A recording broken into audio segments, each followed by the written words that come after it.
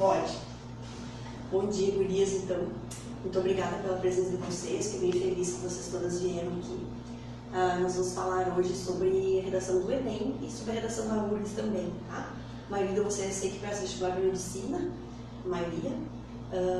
E sei que vocês fazem Enem, então, e fazem URGS também, porque eu perguntei para todo mundo, né? Então, nós vamos começar pontuando alguns tópicos da URGS que eu acho bem relevantes da redação.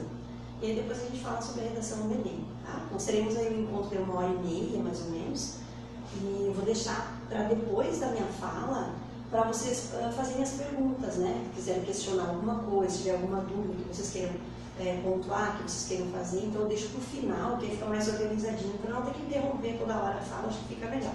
E se vocês quiserem anotar as dúvidas também, ou me perguntar depois, tanto faz, tá? Eu abro esse espaço para vocês depois.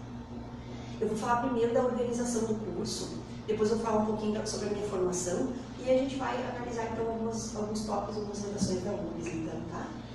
O curso funciona da seguinte maneira: nós temos um curso do Enem, que começa em março e se estende até o Enem, então a semana que antecede o Enem. E nós temos também, paralelo a esse curso de redação para o Enem, nós temos também preparação para os vestibulares de inverno, para os vestibulares de final de ano e também para a URGS. Então são cursos paralelos que nós vamos levando no decorrer do ano. De uma maneira mais prática, como é que funciona funcionam as aulas de redação e a escrita? Nós procuramos sempre intercalar tanto a preparação para o Enem quanto a preparação para as particulares e para a URGS. Nós procuramos sempre intercalar a escrita com a aula teórica, escrita com a aula teórica, porque eu penso que são duas frentes que nós precisamos enfrentar, né? É o medo do tema, que a gente não vai conhecer tanto na URGS quanto nas particulares, quanto no Enem. Então é um tema surpresa, é um tema inédito, então vai ser esse primeiro impacto com o tema. A gente se preocupa muito para vocês conseguirem elaborar, esboçar a redação e ter calma na hora, né, antes de começar. Então essa preocupação nós temos, e por isso das aulas práticas, que acontecem quinzenalmente. Então, quinzenalmente nós temos aulas práticas e quinzenalmente nós temos aula teórica também. Nas aulas teóricas, nós analisamos textos de alunos que foram aprovados com média para medicina, porque a maioria dos nossos alunos, assim como vocês, né, prestam vestibular para medicina. Então, nós precisamos, assim, por exemplo, para a URGS, de um 23, 24, que sabe 25, né, que é a nota máxima. Mas um 23, 24 para a redação é o que nós precisamos de média para medicina, para cursos mais concorridos, como psicologia também. E para o Enem, para medicina e para psicologia, que também é um curso concorrido, nós precisamos hoje de 940, 960 mil na redação, né? Como nós tivemos poucas redações nota 1000 esse ano, como vocês sabem, foram 55 redações nota máxima em todo o Brasil, que é um número relativamente pequeno, né? Considerando toda a extensão e o número de pessoas que participam do Enem. Então, 55 redações é um número relativamente pequeno. Então, nós realmente precisamos de mais de 900 na redação, 900, 940, 960 e talvez 1000 aí para esses cursos mais concorridos, né? Então, a nossa preocupação é sempre de trabalhar muito com leitura de alunos que foram aprovados, então, alunos nossos, né, e que foram aprovados no vestibular para cursos concorridos, que tiraram, então, evidentemente, mais de 900 na redação, e na URGS do mesmo modo. Então, por isso, das aulas práticas, que nós analisamos todos esses textos, parágrafo por parágrafo, todas as 5 competências do Enem, nós visualizamos no texto, né? Esse é um ponto. O outro ponto... Tem um rascunho. Aula de tem um rascunho. Só para mim. Um outro ponto bem importante em relação às aulas, além da teoria, que nós vamos analisar textos de alunos que já foram aprovados, é a prática que acontece, então, quinzenalmente como simulado. Vocês vêm para cá, eu apresento um tema, cronometro 1h15 mais ou menos de escrita, e assim como o fiscal eu vou avisando, gurias, agora a introdução vocês já deveriam ter terminado, primeiro desenvolvimento vocês já deveriam ter terminado, segundo desenvolvimento vocês já deveriam ter terminado. Então, assim, eu vou cronometrando para vocês se habituarem a escrever no tempo de 1h, 1h15 mais ou menos, né? E assim nós vamos até o Enem. Então, é aula prática e aula escrita, aula prática e aula escrita. Além disso, nós temos plantão individual que é agendado no decorrer da semana. Plantão individual por quê? Porque eu penso que a redação precisa ter essa atenção, porque cada texto é um texto, vocês têm as suas individualidades no texto, então, de repente, uma lacuna que ela tem no texto, não é a mesma lacuna que você tem no texto, então eu preciso realmente, e penso que tem que ser assim, de atender o aluno individualmente com horário agendado. Porque o horário agendado também, isso é importante, para não dar tumulto ali, né? Porque de repente eu deixo assim, terça-feira de tarde é o dia do plantão, aí vem todas vocês na terça-feira de tarde, eu não consigo atender. Então, enquanto eu estou atendendo uma, a outra está esperando, perde tempo, não está estudando. Então, por isso é agendado. Eu agendo o horário, venho aqui, o plantão demora em torno de 20 minutos, meia hora, dependendo do texto de cada um. Isso acontece também semanalmente. Então, nós temos esse acompanhamento que vai até o Enem. Importante também assim, Gurias, digamos que o texto de vocês alcança uma nota de 800 pontos, que não é suficiente para o que vocês precisam, né? Então eu vou pontuando na redação que não foi interessante, que não foi suficiente, as competências que vocês não alcançaram nota máxima, e aí eu peço a reescrita do texto. Mas não escrever uma outra redação sobre, é só pontuar, reorganizar as competências que não ficaram satisfatórias no texto que vocês escreveram. Então, vocês terão, na verdade, uma redação semanal e mais a reescrita do texto se ele não atingiu um mínimo de 900 pontos na redação. Então, é um trabalho assim, contínuo, né? É algo que a gente se envolve mesmo para atingir o nosso objetivo. Tá? Então, assim é o funcionamento do curso. Em relação à minha formação, eu sou formada em Letras pela Federal de Santa Maria e fiz uma pós-graduação em Estudos Linguísticos do Texto pela URGS em 2007. Então são duas frentes assim, que nós conseguimos também abraçar com qualidade, né, abraçar com excelência, devido sim à experiência, que eu tenho 18 anos de pré-vestibular e só de pré-vestibular, então é uma vida, né? Eu me formei, eu já trabalhava em pré-vestibular e só continuei. Então essa minha vida toda, de 18 anos então de estudo, né, foi dedicada até então à preparação para vestibular e para Enem, e especialmente para candidatos e concorrentes, né, a curso de medicina. Então a nossa experiência, a faculdade que eu tenho é essa aí. Então por isso do cuidado com a redação, né, por isso dessa atenção especial. Hoje no Enem, por exemplo, vocês sabem que 2 pontos, assim, 2 frentes, vocês têm que prestar muita atenção, que é a matemática, por causa das 45 questões, né? E a redação também. Não que as outras disciplinas não sejam importantes, todas são. Mas matemática e redação realmente não há como falhar, né? E principalmente a redação, porque vem toda a carga emocional na hora da escrita, a surpresa do tema, então uma atenção assim que a gente dá por causa disso, tá? Então nós vamos começar com a URGS, eu vou trabalhar mais ou menos como eu trabalho em aula, tá? Para vocês terem assim a noção de como é feita essa variação das redações, com que olhar que nós temos em cima do texto, né? Como é que nós analisamos. Só para pontuar, antes de analisar os textos, eu vou só falar sobre os itens avaliativos da URGS, pessoal, assim, ó. Nós temos, na verdade, dispostos três, eu não posso dizer tabela de avaliação, eu posso dizer itens avaliativos, na verdade, né? Então nós temos essa da URGS aí, que é estrutura e conteúdo, eu vou falar sobre cada um dos tópicos com vocês. Nós temos uma outra, que é expressão, e aqui nós temos toda a relação de convenção gramatical, de sintaxe e morfossintaxe, da parte gramatical do texto mesmo. E aí uma outra avaliação que é extremamente importante na URGS é a avaliação holística. Essa avaliação holística, ela tem uma relevância importante, porque de todos os outros itens avaliativos, o peso, não digo maior, mas um peso bastante expressivo recai sobre a holística. A holística é uma avaliação geral do texto, ela não é pontuada. A banca não vai lá avaliar na holística os erros ortográficos, a estética do texto, a paragrafação, se tem parágrafo padrão, se não tem parágrafo padrão. A holística, na verdade, é uma avaliação total do texto. O texto teve uma abordagem adequada ao tema proposto, o texto cumpriu as características do texto dissertativo argumentativo, ele tem autoria, ele tem autonomia, então uma avaliação holística é uma avaliação global do texto, ela é diferente dos outros itens avaliativos que vão pontuando de uma maneira mais objetiva. Se nós pegássemos, por exemplo, essa da estrutura e conteúdo, Luiz, nós temos domínio da tipologia, nós temos organização do texto, nós temos desenvolvimento do tema e do ponto de vista, qualidade do conteúdo, coesão textual e investimento autoral. Então são itens bastante pontuais. Quando nós falamos no item 1, por exemplo, que é domínio da tipologia, isso é muito importante, porque o texto de vocês na URGS, nas particulares de um modo geral, e no Enem também, é um texto dissertativo argumentativo, que gira em torno de um tema, evidentemente, que gira em torno de uma tese, de um ponto de vista, de defender essa tese, de defender esse ponto de vista com argumentos consistentes. No Enem, de discutir o problema, de comprovar o problema, de apresentar opinião, apresentar ponto de vista. Quando há fuga do domínio da tipologia, o texto, na verdade, se apresenta como uma forma de narrativa, ou como uma forma de texto descritivo, e não de um texto dissertativo argumentativo. Isso é bastante comum de acontecer. Então, você perde na URGS, quando há fuga da tipologia textual, você tira 0, né? Porque o texto é dissertativo argumentativo, você escreve uma narração, é 0 na redação, né?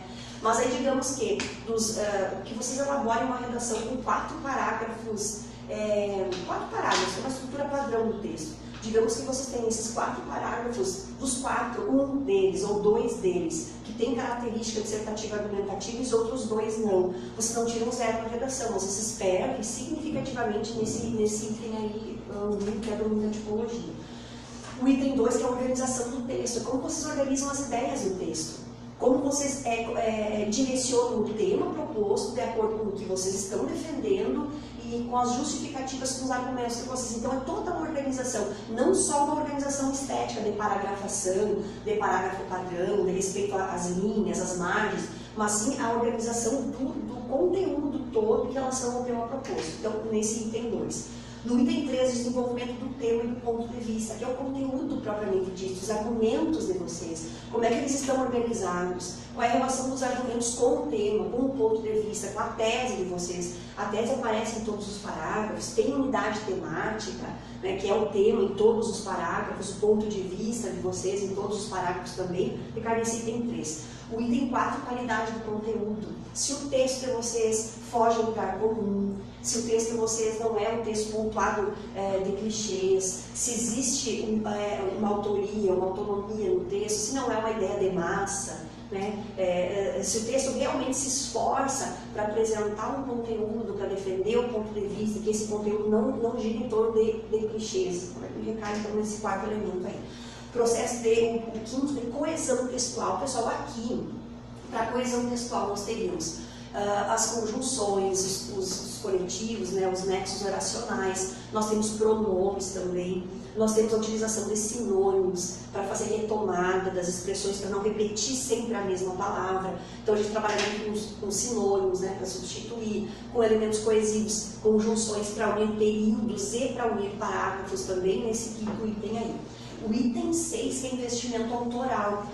Na URGS, o investimento autoral se entende também como uma autonomia, uma autoria, que é pontuar no texto algo que geralmente a maioria não vai escrever. Então, é ter uma visão singular em relação ao tema proposto, não uma ideia de massa. Então, quando a banca consegue identificar isso no texto, vocês pontuam o investimento autoral. Não só nas ideias, aqui o investimento autoral ele se divide em 3 partes, que é o vocabulário adequado, vocabulário expressivo, a pontuação expressiva. Geralmente se usa ponto final e vírgula nas redações, né? O uso de travessão é importante, o uso de aspas, o uso de 2 pontos, o uso de ponto e vírgula, também recai em investimento autoral. Então nós temos aqui vocabulário, nós temos ideias comumente não relacionadas com o tema proposto, que é a fuga do lugar comum, e nós temos aqui também pontuação expressiva. Então são 3 aspectos que pontuam o investimento autoral. Tá? Então essa é a primeira partezinha dos itens avaliativos.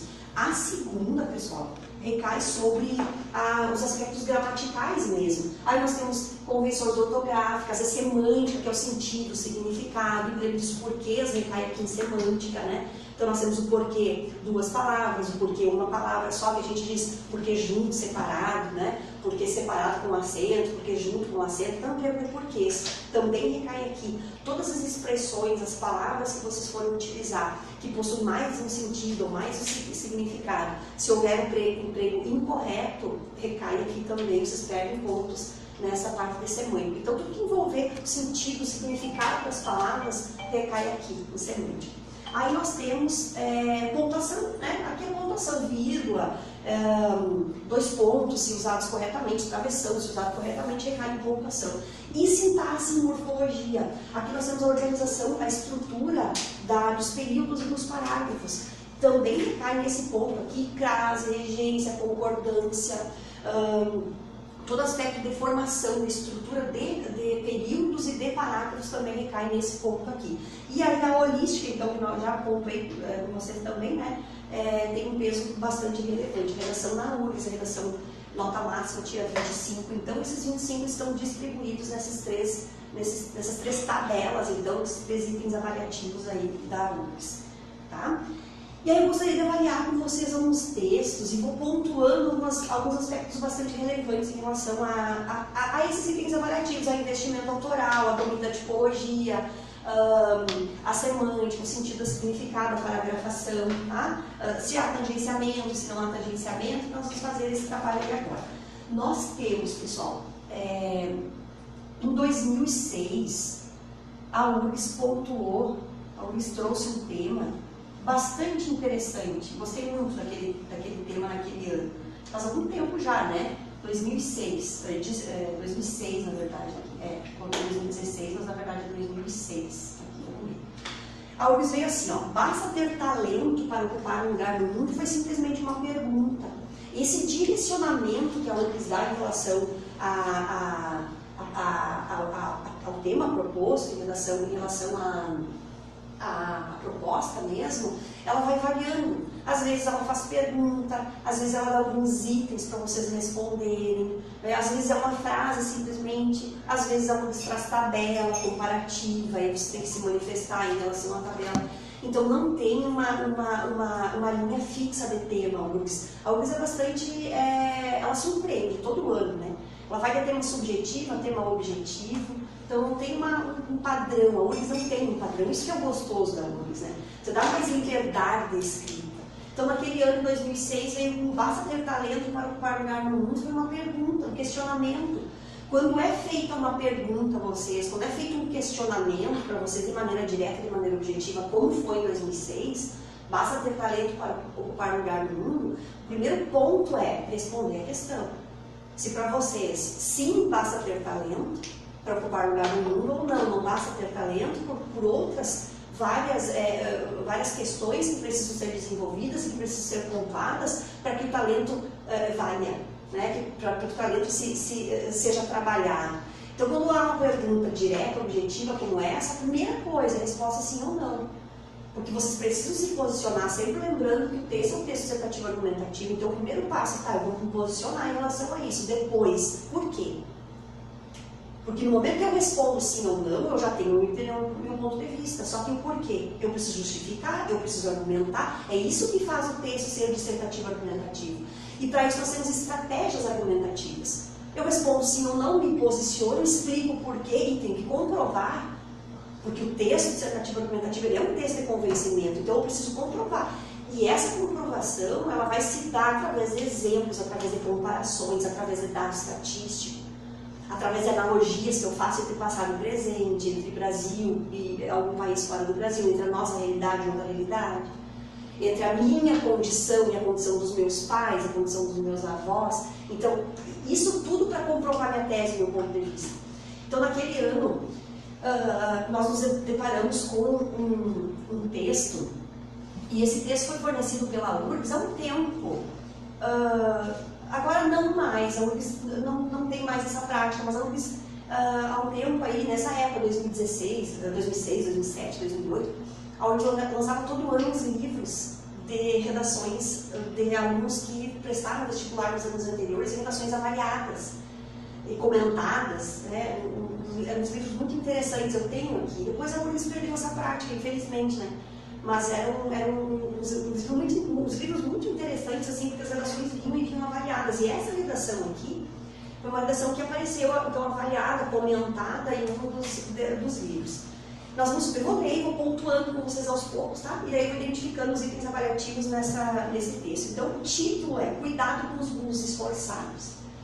No primeiro momento, quando eu leio Cuidado com os burros esforçados, é um título aparentemente ofensivo, um título aparentemente, nossa, Eu penso, por que ele não trabalhou melhor esse título, né? Cuidar com os burros esforçados, porque essa expressão burro é uma expressão muito forte, muito agressiva. Então, no primeiro momento, você coloca um olho no título desse e pensa, nossa, né, forçou aqui. Depois a gente vai entender por que ela colocou cuidado com os burros esforçados. Mas no primeiro momento não tem como fazer essa relação. Bem importante. Na URGS o título ele é exigido.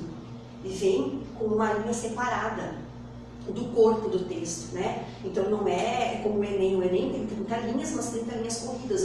A URGS são 50 linhas corridas também, mas é um espaço destinado só para o título, que é fora do corpo do texto, né? Então ali vocês precisam realmente preencher o título, colocar com o título, escolher um título. Então naquele ano veio cuidado com os burros esforçados. A introdução desse texto no seu famoso conto O Homem Célebre, Machado de Assis mostra-nos que, para ter um sucesso na vida profissional, devemos ter talento. Entretanto, a ciência prova que a força de vontade é essencial para conseguir um lugar no mundo.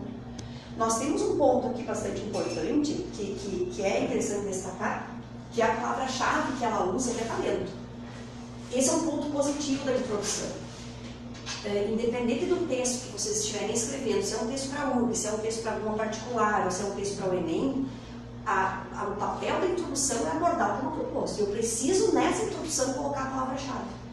Então, ele vem pontuando muito bem, porque sim, ele coloca talento, que é a palavra-chave na introdução.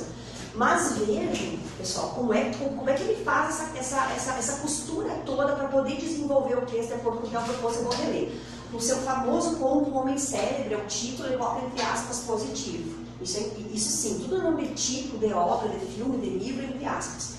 Machado de Assis mostra-nos que para termos sucesso na vida profissional devemos ter talento. Então aqui o tema proposto ele pontuou. Entretanto, esse entretanto é um elemento coesivo de oposição, é da família do mas, porém, contudo, todavia. Então ele vem para estabelecer uma relação, uma coesão entre os períodos.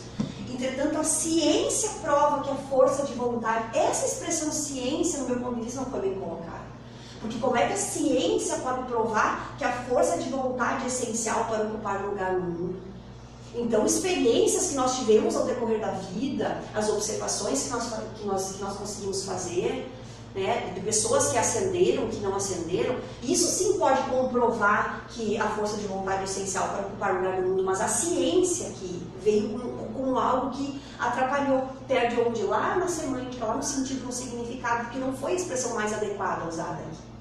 E aí segue, diz assim, ó, é bastante comum aparecer na mídia pessoas que mesmo tendo muitas dificuldades conseguiram vencê-las e alcançar o almejado sonho. Neste ano foi lançado o filme Os Dois Filhos de Francisco, título aspas, no qual é contada a história de cantores brasileiros. O longa mostra que os irmãos batalharam muito até alcançarem a fama que tem hoje. Isso prova-nos, deveria ser isso nos prova, mas ok, respeitei ali a escrita dele. Isso prova-nos que, além de talento, os meninos tinham força de vontade. Então, ele pontuou o ponto de vista dele, a opinião dele aqui já na introdução e veio com esse desenvolvimento no decorrer do texto, que é a força de vontade, né, que ele pontua lá. E aí ele segue e fala: a persistência é outro fator indispensável para atingir um objetivo. Então, a força de vontade e a persistência. Mas, gente, a força de vontade e a persistência não caminham para o mesmo lugar, não seriam não sinônimos, né? Porque não existe sinônimo perfeito. Mas a força de vontade e persistência. Mas se eu tenho força de vontade, eu estou persistindo. Então, por que ela coloca outro? Então, aqui ela não foi, mais uma vez, não foi feliz na escolha dela em relação ao vocábulo persistência que ela escolheu, né? Então, a persistência é outro fator indispensável para atingir o objetivo. Nunca devemos desistir de nossos sonhos, se assim fizermos, seremos indivíduos frustrados. Fez um recortezinho aí, então, do ponto de vista. E aí segue, o mundo de hoje está bastante concorrido, não tem elemento coesivo. Porque ela passou de uma discussão que é de sim, nós precisamos ter persistência, nós precisamos ter força de vontade. Citou um exemplo para isso, que os filhos de Francisco, né, então foi narrada a história deles no filme. E aí esse outro parágrafo não tem uma relação direta com o parágrafo anterior, então faltou coesão. Porque ele veio desse recorte de persistência, veio com esse recorte de força de vontade, citou, trouxe uma estratégia argumentativa, e aí passou no outro parágrafo, assim, não teve um elemento de transição. Então veio direto. O mundo de hoje está bastante concorrido. São poucas as pessoas que estão satisfeitas com o sucesso. Com sucesso, tanto na vida pessoal como na vida profissional. Daí eu pergunto assim, ó, como é que ele comprova isso? Porque é uma afirmação que ele traz, uma afirmação bastante taxativa. São poucas as pessoas que estão satisfeitas com o sucesso, tanto na vida pessoal como na vida profissional. Ele está nos apresentando um mundo de gente frustrada.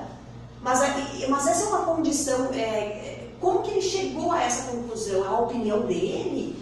Como que ele chegou? Como é que ele consegue comprovar isso? E aí ele segue, escreve assim, ó, muitos executivos famosos estudaram em escolas públicas com ensino ruim. Quem, gente? Quem? Porque aí no momento que eu coloco no texto que o mundo hoje é formado por pessoas que não estão contentes, que estão frustradas com a sua vida profissional, com a sua vida pessoal, eu preciso comprovar isso. Com exemplos, eu preciso comprovar. No momento que eu falo, que eu afirmo, muitos executivos famosos estudaram em escolas públicas com ensino ruim, quem? Porque aí eu fico pensando, mas em muitos executivos famosos, gente. Então são vários e são pessoas conhecidas, mas citem um exemplo. O problema não é escrever isso, o problema é comprovar, entende? E aqui eu tenho uma falha argumentativa muito forte, muito grande. Então perde muito no texto. E ele segue, contudo, que é um elemento mais uma vez conclusivo, devido à sua persistência e seus esforços, conseguiram ingressar numa boa faculdade. E atualmente são donos de empresas. Quem, meu Deus? Cite um, cite dois, cite três. Porque são muitos executivos famosos, ele não citou nenhum. Então aqui eu tenho um ponto de vista, eu coloco, mas eu não tenho justificativa, eu tenho comprovação, perde muito aqui.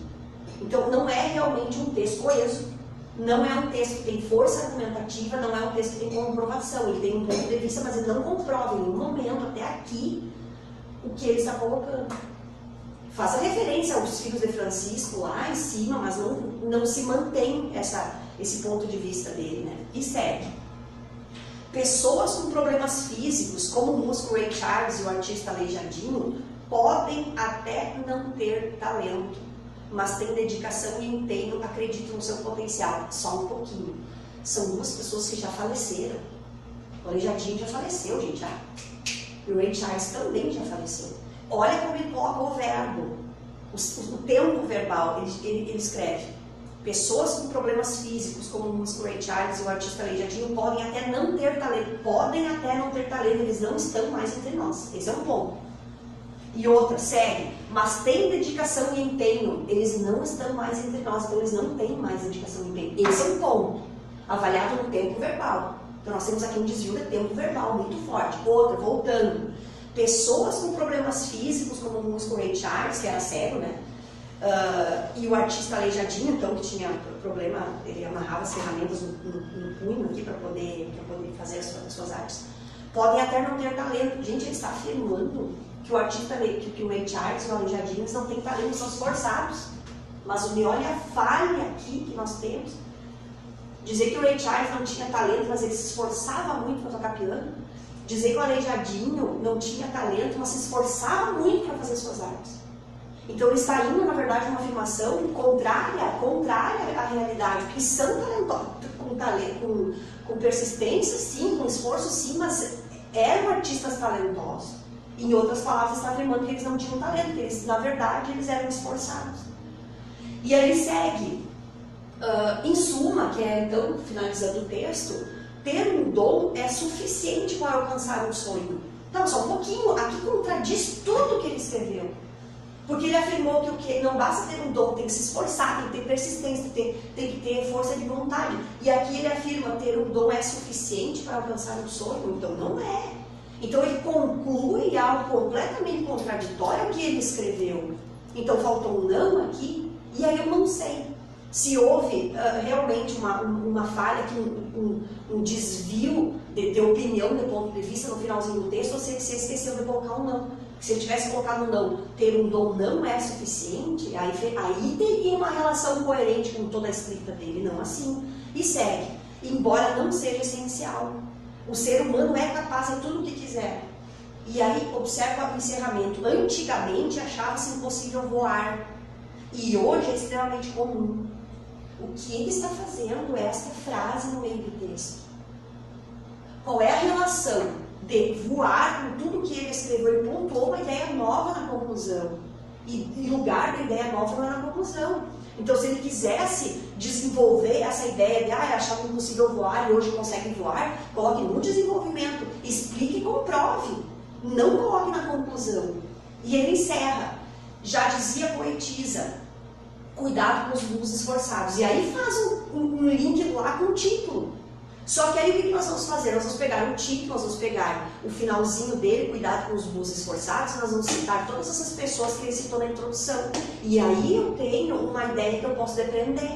Que essas pessoas todas, os muitos executivos que ele pontuou no texto, apesar de não ter citado exemplo, ele pontuou. Muitos executivos que tem no texto, o músico Ray Charles, o Aleijadinho, eles são o quê? Burros esforçados.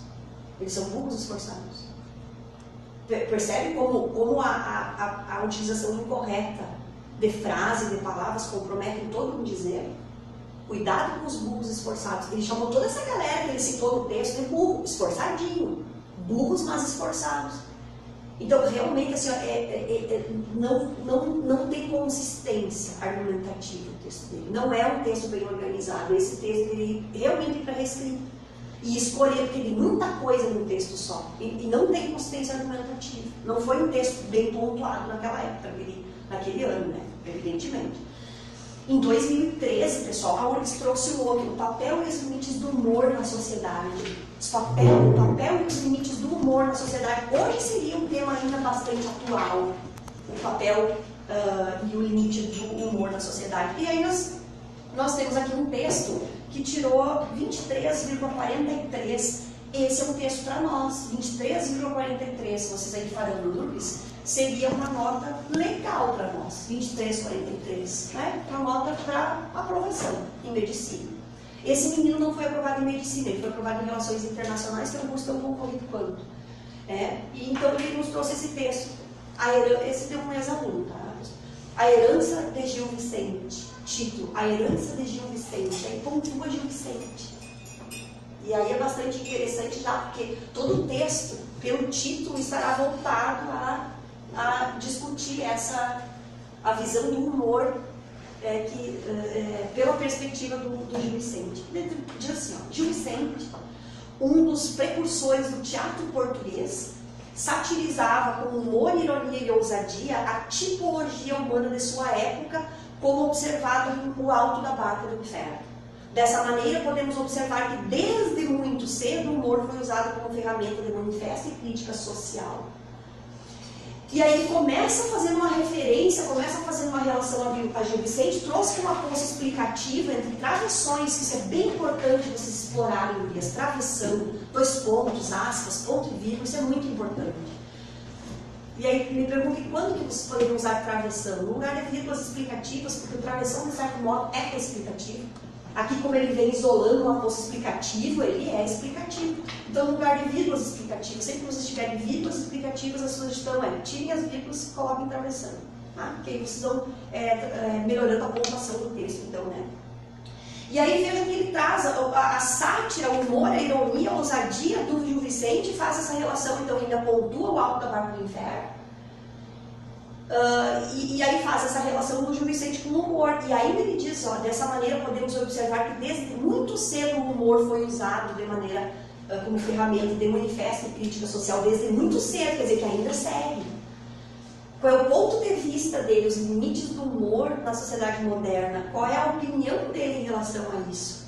A sociedade ainda usa o humor como manifesto e como crítica social. Só que o limite disso é que vai ter que aparecer no texto, porque o recorte é os limites do humor. Então, o limite é uma palavra essencial e ele deve trabalhar com essa expressão limite. Não apareceu na introdução ainda, mas isso deve ser discutido no decorrer do texto. Primeiro é desenvolvimento. Concatenado ao viés sociológico, então relacionado ao viés sociológico, o humor na sociedade brasileira atual está pautado em dois segmentos, dois pontos. E aí traz os dois segmentos, o cômico, o piadista e o crítico social. Sob a perspectiva do humor cômico, vemos que este é usado para entreter, divertir e também, é claro, para alienar as pessoas. De que modo? Foi feito um questionamento. E aí vem a pergunta, tá? Que eu posso fazer perguntas no decorrer do texto? Pode, desde que elas sejam respondidas. Não tem problema, pode fazer. E desde que não seja a conclusão. Porque questionamento na conclusão, quem vai responder? Porque a banda não vai para casa responder. E vocês não terão tempo para responder, e vocês não vão querer responder essa pergunta no ano posterior. Então, perguntas na conclusão ele se evita, mas no decorrer do texto, desde que elas sejam respondidas, não tem problema. De que modo? Da mesma maneira que os romanos, sábios governantes, faziam, 2 pontos, com o pão e o circo. E aí ele faz um retrocesso histórico e traz o pão e o circo nessa relação do humor. E isso é bastante positivo. Pessoal, isso é uma redação da URGS. Se nós comparássemos até aqui esta redação com a redação do Enem, nós teríamos aqui pontuados algumas segundas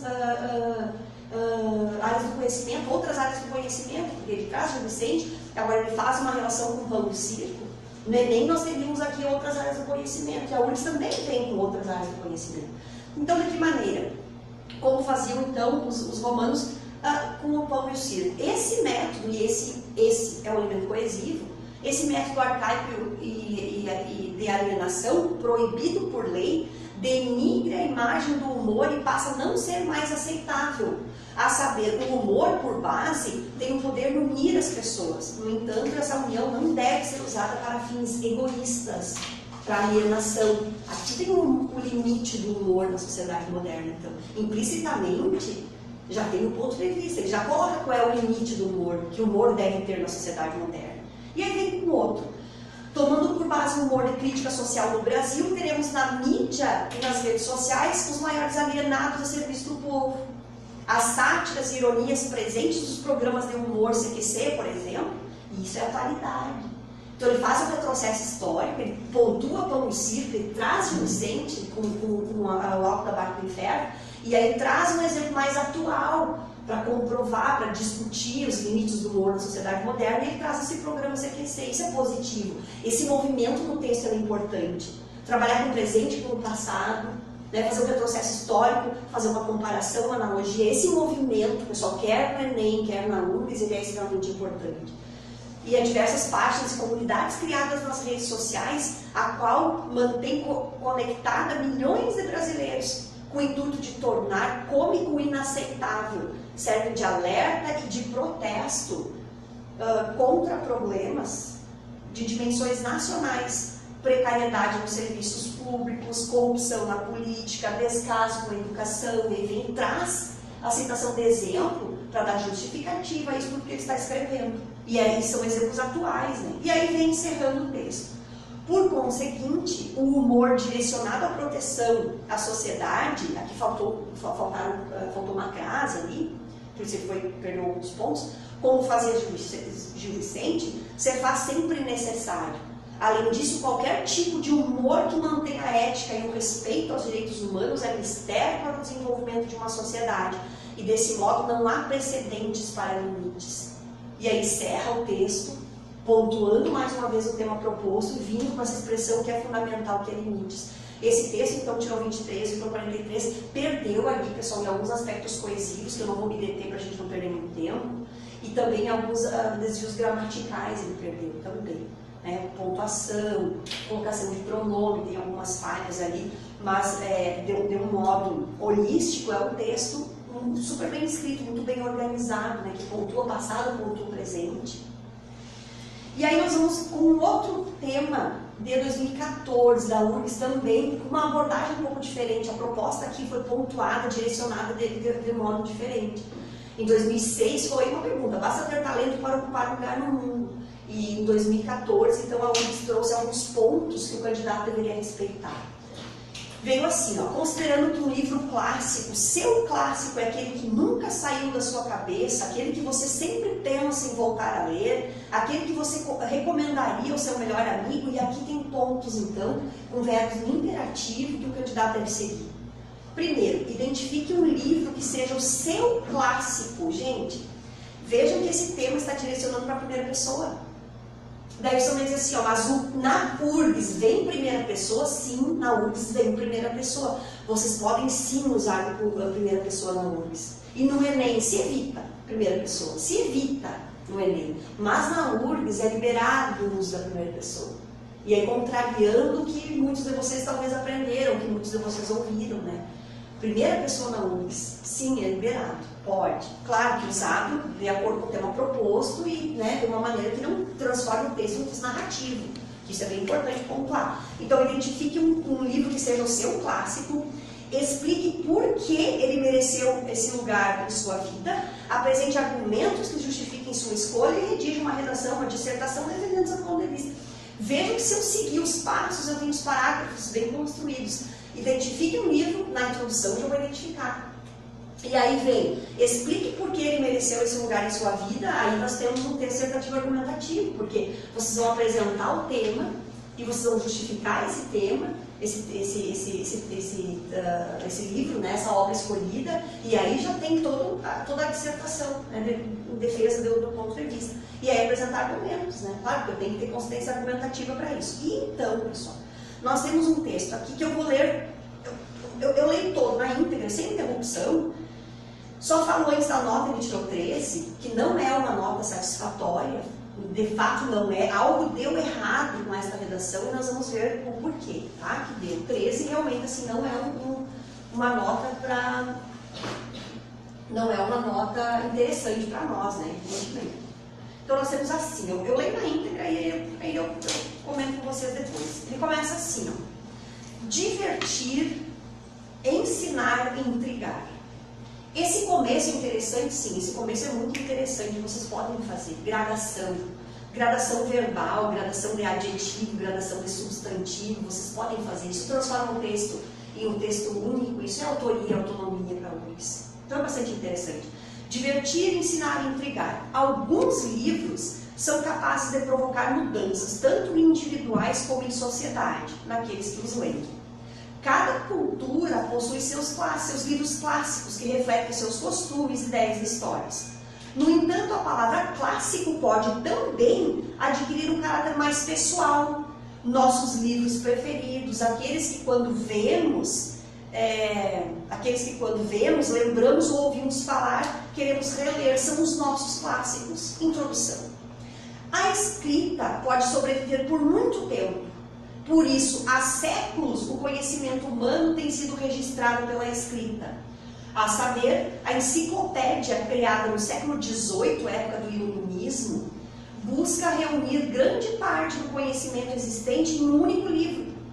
Além dessa, há outras obras, vide o ainda indecifrável Codex Serafinianus. Cada livro é escrito na linguagem e gênero apropriados de acordo com seus objetivos. Jocelyn Gardner, não sei se é assim que se pronuncia, foi capaz de misturar gêneros ao escrever O Mundo Sofia, seu romance didático que merece destaque pela proposta em comum, ensinar filosofia. No plano da ficção, Sofia possui um mestre, o qual ela conhece apenas pelas correspondências que trocam. Alberto, o mestre, revela as ideias e pensamentos de vários filósofos conforme as situações que ocorrem na vida da garota. Ao todo, Sofia é introduzida a mais de 15 filósofos ocidentais, de Sócrates a Sartre. Isso é o que torna o mundo de Sofia um clássico para muitas pessoas. Seus ensinamentos são, sem dúvidas, marcantes. A minha pergunta é, qual é o clássico desse candidato? Qual foi a obra que ele escolheu para representar o seu clássico? Vocês encontram isso no texto? Não encontram isso no texto? Visivelmente, pessoal, o que aconteceu aqui? Falta de esboço, falta de planejamento, que é o que vocês precisam fazer antes da escrita. Ninguém pega um tema e começa a escrever pela introdução. Vocês vão pegar um tema proposto, vocês vão se deparar com o tema proposto, vocês vão fazer um recorte do tema, vocês vão identificar as palavras que são essenciais, as palavras que precisam aparecer na introdução, aí vocês vão ter um posicionamento, e aí vocês vão organizar previamente, antes da escrita, quais são os exemplos que vocês vão citar, quais são as comparações que vocês vão fazer, se vocês vão fazer analogia com o passado, se não. Quais são as palavras, os exemplos, as comparações, os livros, a literatura, aspectos históricos, o que lembra de conhecimento prévio que vocês têm para relacionar com o tema proposto. Isso é feito lá no esboço, antes da escrita. O que aconteceu aqui? Aqui não aconteceu o esboço. Primeiro, ele não se posicionou. Qual é o seu clássico? Ele não chegou a responder isso. Eu não sei qual é o clássico dele. Não tem. Segundo, ele misturou 3 obras aqui. Ele fez 3 recortes aqui. Ele veio com o Mundo de Sofia no final do texto. Ele veio com a enciclopédia no começo do texto. Você perdeu, mudou da ideia e colocou o código dos serafinianos.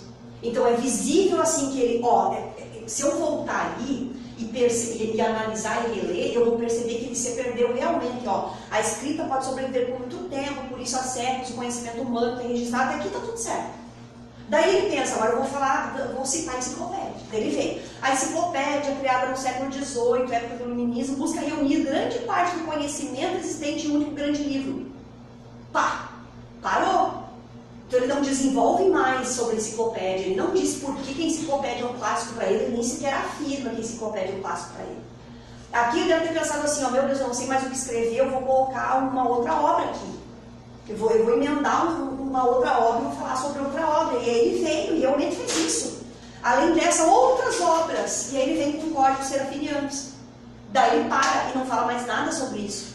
E aí ele segue. Cada livro é escrito na linguagem e gêneros apropriados. E aí ele vem com o Mundo da Sofia. Em Gurias ficou visível assim, Vou falar de enciclopédia. Falei, deu uma linha só.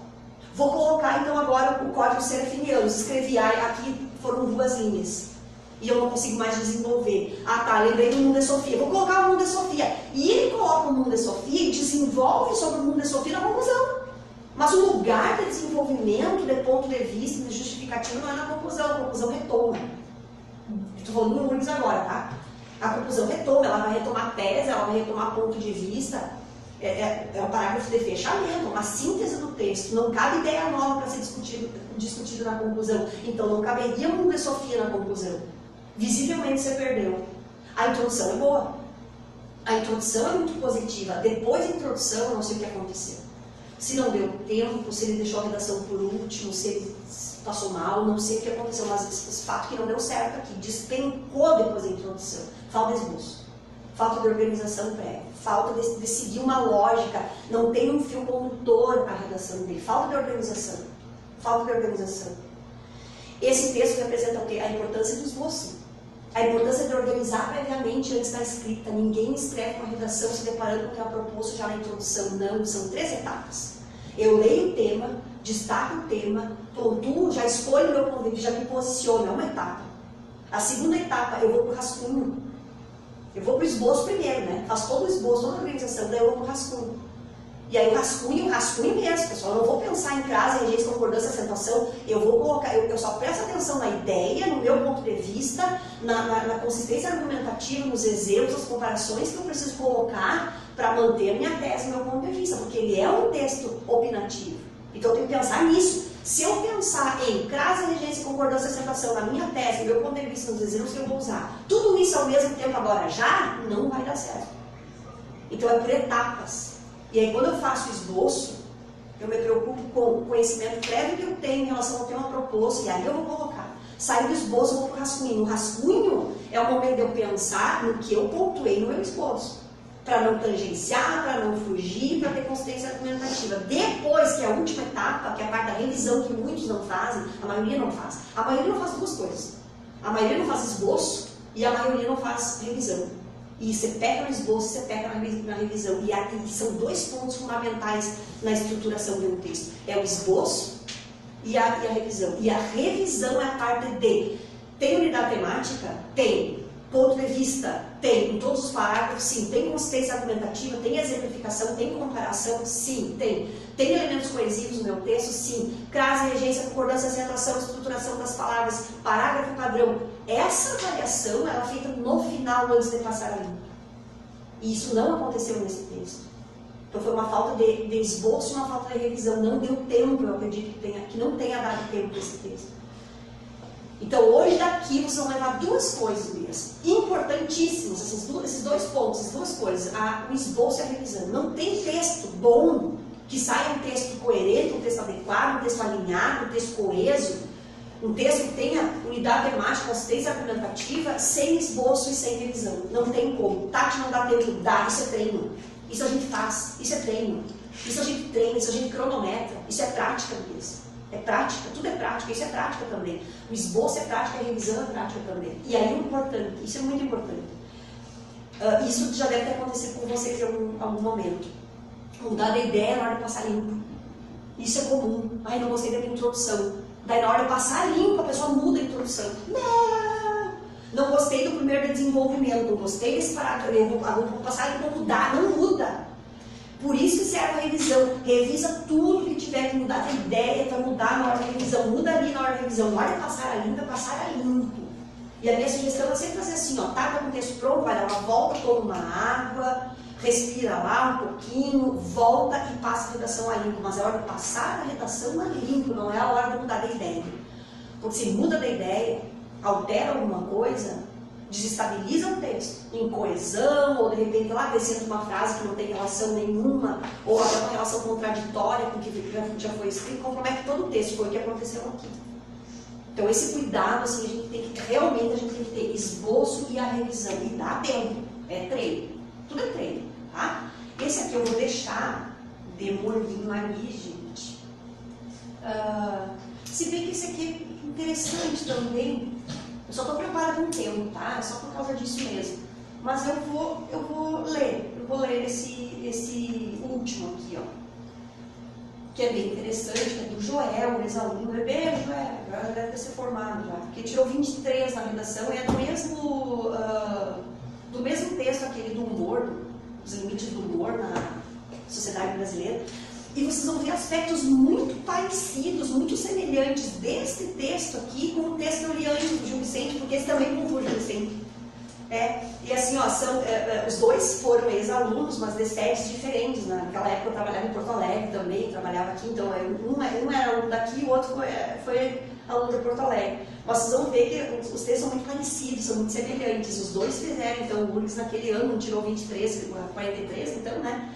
E o Joel tirou 23. Então são textos bastante parecidos, bastante semelhantes. Então nós temos assim, ó. Ele escreve: o humor é intrínseco ao homem e sempre foi. É intrínseco ao homem e sempre foi. O humor faz parte da natureza humana. Isso que ele quer dizer. E ele fez um recorte já da palavra-chave que trouxe o humor. Então o humor é intrínseco ao homem. E sempre foi. Analisando a antiga sociedade romana, o outro também citou a sociedade romana, né? Por exemplo, o riso cumpriu um papel de divertimento do povo e ostentação da riqueza do império. Olha como a estratégia argumentativa é muito semelhante ao texto anterior. Já no teatro de Gil Vicente, teatrólogo português do período renascentista, que fez uma referência a Gil Vicente também, todavia a comicidade exercia a função moralizante. Trouxe Gil Vicente, fez a referência então como ela propôs, e aí vamos ver o que ele coloca aqui. Tal multiplicidade de possibilidades de utilização do humor lhe confere ainda hoje um destaque na sociedade, ainda hoje. Então, sempre foi e hoje segue. Aqui tem uma ideia implícita, né? Uma observação para o tal multiplicidade. Esse tal, ele é um elemento coesivo assim como essa. Ele é um elemento de retomada, vocês podem usar sem medo. E ele se pluraliza também. Tais ações, né? Faz uma referência a ações que foram citadas. Então, tal multiplicidade, esse tal é um elemento de retomada, podem usar sem medo, gente.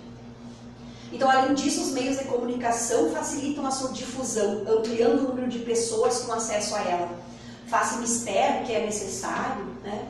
Faça mistério, então, o reconhecimento da função educativa do riso, que ele usa 2 pontos também. Estão vendo a semelhança? O outro usou travessão 2 pontos, esse aqui usou parênteses, né? Na introdução usou 2 pontos também. Usem, pessoal. Façam valer os diversos sinais de pontuação na redação, não se restringam a ponto, final e vírgula. Só que, claro, tem que saber usar, né? Mas aí a gente tem um ano inteiro para treinar isso. Mas assim, ousem na utilização de travessão, de aspas e 2 pontos. Ousem, ponto e vírgula também. Torna o texto bastante mais estruturado, assim, dá um aspecto de organização. Vocês mostram para banco que vocês têm domínio dos vários tipos de sinal de pontuação, isso é bastante positivo. Então, tanto pelo seu potencial de alcance, quanto pela sua capacidade de analisar o comportamento humano. Assim, e assim o elemento comparativo, assim, desse modo, do mesmo jeito, né? Assim, Gil Vicente, quando escreveu a peça Alto da Barca do Inferno, fez a mesma referência do texto anterior, ó, tá vendo? Peça que trabalha em conjunto, né? Então, a gente vai falar sobre o Alto da Barca do Inferno e, na verdade, realmente não tem relação, mas a lembrança que eles tiveram, os conhecimentos prévios aí comparados foram praticamente os mesmos. O Alto da Barca do Inferno não apenas imortalizou na literatura portuguesa, mas também analisou os valores humanos de forma inteligente e irônica. E aí tem um ponto bastante interessante, Tati, eu posso fazer referência a obra literária, sim, eu posso fazer referência a conto, sim, só que tem uma relação filme, série, sim, narrativas de um modo geral. Só que é importante sempre assim, Gurias, ó, nós vamos citar a obra, citar o filme, citar a série, narrar brevemente e aí relacionar com o tema proposto. Então nós temos 3 coisas a fazer quando eu cito série, quando eu cito obra literária de um modo geral, quando eu cito conto. Eu cito, eu narro brevemente 2 linhas, só para contextualizar, e relaciono a narrativa com o tema proposto. Então quer dizer que eu posso narrar, então quer dizer que eu posso pontuar, eu posso trazer para o texto, sim pode, mas nessa sequência sempre. Cita, narra e relaciona com o tema proposto. É necessário narrar brevemente, porque eu tenho que colocar o meu leitor a par dessa obra que eu citei, dessa série que eu citei, porque ele a obrigação não é dele de ter o conhecimento prévio sobre, né? Então eu sempre tenho que narrar brevemente, aí relacionar com o tema proposto. Relacionar com o tema proposto é fundamental, porque senão a obra, a série, o que vocês citaram fica em vão. Então sempre relacionar com o tema proposto. E aí ele segue, e aí é o que ele faz isso, né? Este, a meu ver, é o bom humor. Aqui o ponto de vista dele, ó, este, a meu ver, é o bom humor. E vejam que ele usou a primeira pessoa. A meu ver, usou a primeira pessoa. Existe, contudo, uma tênue separação entre o que acreditou a primeira pessoa ser o bom humor e a falta de respeito. É fulcral, fundamental, importante, relevante, fundamental. É fulcral, por conseguinte, elemento coesivo, igual portanto, igual então, igual por isso. Né? O texto está deslocado aqui. É fulcral, por conseguinte, o comediante respeitar a individualidade das pessoas a fim de se preservar a dignidade humana. Aqui está o limite do humor. Aqui que ele pontua o limite do humor. Essa necessidade de respeito. Assim, além disso, é incompreensível e deplorável. E vocês observam que o vocabulário dele é bastante... A seleção que ele faz do vocabulário é uma seleção bastante cuidadosa, né? Porque ele traz fulcral, mistério, não que tem que ser, tá? Não que vocês tenham que trazer. Mas é só uma observação, assim, que ele seleciona muito bem. O léxico dele ali, ele é realmente bem selecionado. Então ele segue. Além disso, é incompreensível e deplorável fazer esse humor de minorias culturais, deficientes e outras diversidades. O que é diferente deve ser respeitado, levando-se em consideração as piadas que podem implicar, inclusive, conflitos entre nações. Exemplifico, e aí ele faz essa afirmação, como assim? Pode, inclusive, implicar conflitos entre nações. Se ele não exemplificasse, o leitor ficaria, mas que conflito que foi gerado? Por causa de uma piada, ou por causa de um deboche, ou por causa... Que tipo de conflito entre nações foi criado aqui? E aí ele vem exemplificar, porque essa é a obrigação de vocês. Eu me posiciono, eu faço afirmação, eu justifico, eu comprovo. Essa relação tem que ter, me posiciono, afirmo, justifico, comprovo. Me posiciono, afirmo, justifico, comprovo. E isso faz o texto ser um texto dissertativo argumentativo. E daí segue lá, exemplifico essa questão com o caso da Charge sobre Naomé. Na época aconteceu. E aí vem a explicação. Após um jornal francês fazer chacota, ele não lembrou o nome do jornal. Após um jornal francês fazer chacota sobre o líder religioso, a sociedade islâmica rebelou-se, motivada por um sentimento de ofensa e revanche. E isso realmente aconteceu e ele trouxe esse exemplo. Só não lembrou do nome do jornal. Assim, por ser uma ferramenta à disposição do homem, o humor volta com o tema proposto na conclusão. O humor deve ser utilizado com sabedoria, respeitando a diversidade. A conclusão é síntese. A conclusão é a retomada do que foi citado anteriormente. Ele fala em respeito à diversidade no decorrer do texto. Então aqui ele volta, retoma o que na conclusão? Tema, tese, ponto de vista e o fechamento do texto. É uma pequena síntese, na verdade, do texto. É importante, pois, valorizar a educação, a função educadora e de divertimento do riso, que ele pontua no decorrer do texto, alegrando-se com o que há de mais belo na natureza, o próprio homem. Parágrafo de conclusão na URGS, ele não tem segredo, é um parágrafo bem simples, é só retomar o tema, o ponto de vista e uma frase síntese do que foi desenvolvido. Esse texto tirou 23, tá bom para nós? 23 tá bom. O que tem